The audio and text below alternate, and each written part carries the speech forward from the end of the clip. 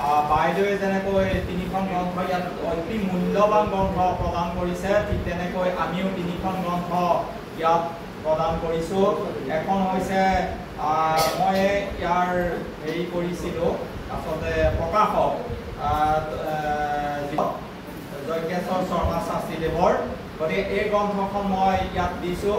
ইয়াৰ পিছতে মই নিজে লিখা এখন গ্ৰন্থ হৈছে অসমীয়াৰ ক্ৰমোজমত স্বাধীনতাৰ স্পৃহা। এই গ্ৰন্থখনো আমি এই লাইব্ৰেৰীটোত আজিৰ এই গোলাঘাট জিলা দিৱসৰ শুভক্ষণত আমি প্ৰদান কৰিম। লগতে আমাৰ আৰু এখন গ্ৰন্থ ইয়াত আমি প্ৰকাশ কৰিছিলোঁ, সেইখন হৈছে মই অসম।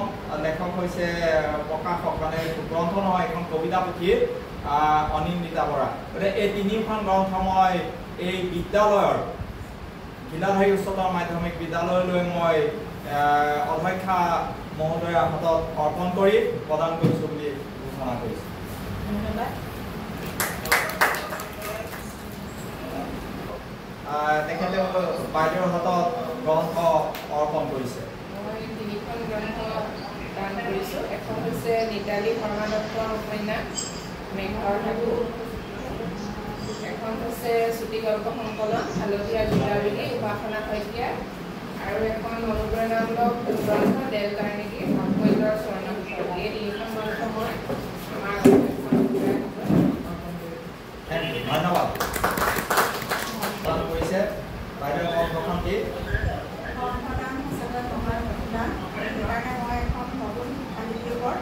বিজ্ঞানৰ বুনিয়াদ বিজ্ঞান বুলি এখন ক্লাছ 10ৰ ছাত্ৰ ছাত্ৰীসকলৰ কাৰণে আগবাঢ়িছে বাইদেউ।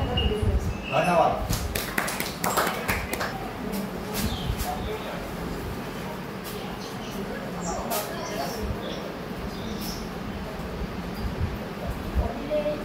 চৰকাৰৰ মহান পদক্ষেপ গ্ৰন্থদান ছাত্ৰ ছাত্ৰীসকলক শান্ত কৰিবলৈ বা কিতাপ অধ্যয়নৰ প্ৰতি ছাত্ৰ ছাত্ৰীৰ স্পৃহা বঢ়াবৰ কাৰণে এই পদক্ষেপটো আচলতে লৈছে।